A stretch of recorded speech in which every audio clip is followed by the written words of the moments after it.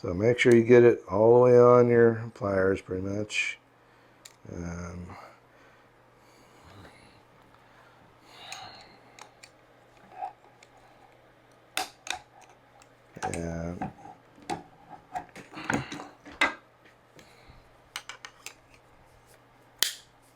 there we go. Snap ring in. Now this should be ready to go as long as the nozzle isn't clogged. If I was going to check the nozzle, well, first I would check the screen by pulling the screen out of there. And then to check the nozzle that's way down here, what you do is you take out this hex right there.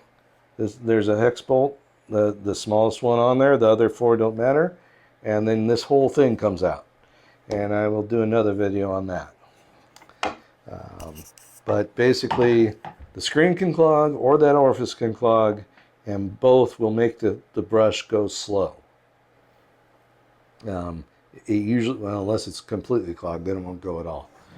But that's an AL2 brush, and upgrading it to the AL3 shafts. And you see, I was left over with the old shafts, and I didn't need that out of my AL2 kit. There is an AL3 kit now that doesn't come with those pieces. All right. Thank you, and have a great day.